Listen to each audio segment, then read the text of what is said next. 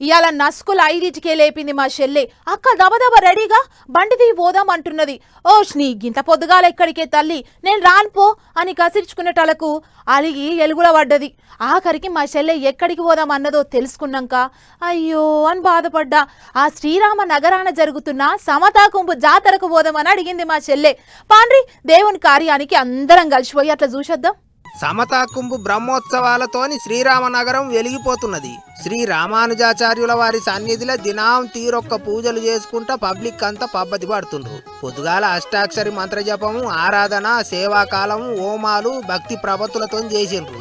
ఇక పొద్దుమీకంగా 108 దివ్య దేశాధీశులకు శాంతి కళ్యాణోత్సవం కన్నుల పండుగ లెక్క చేసిండ్రు. పెద్ద ముచ్చటేంటిదంటే ఓ దిక్కు సమతాకుంభు బ్రహ్మోత్సవాలు జరుగుతున్న యాలల్లనే ప్రపంచ క్యాన్సర్ దినోత్సవం వచ్చింది. ఏట ఫిబ్రవరి 4వ తారీఖును క్యాన్సర్ డే కింద చేసుకుంటారు.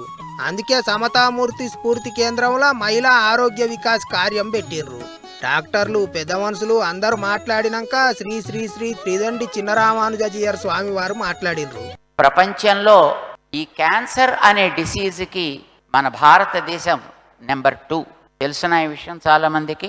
బహుశా మీకు ఇన్ఫర్మేషన్ దాకా ఒక డాక్టర్ గారు చెప్పారు, ప్రతి ఏడాది 1,23,000 కనీసం కొత్త కేసెస్ నమోదవుతున్నాయిట. క్యాన్సర్కి సంబంధించి కొత్త కేసెస్ ఏడాదికి. క్యాన్సర్ కేసులు రోజు రోజుకు పెరుగుతున్నాయి అన్నట్టు చెప్పిండ్రు స్వామి. అంతేకాదు మనుషులు చేయబట్టే ప్రకృతి అన్ని తీర్ల నాశనం అవుతుందట, రోగాలు చుట్టుముడుతున్నాయట. మనిషి ఒక్కడే బాగుండడం కాదయ్యా కావాల్సింది, నువ్వు చెట్లు లేకపోతే బతుకుతావా? Can you? వాటర్ పాడైపోతే మీరు బతకగలరా? గాలి కంటామినేట్ అయితే మనం బ్రతకగలమా? ఎర్త్ అంతా కెమికలైజ్ అయిపోతే మనం బ్రతకగలమా?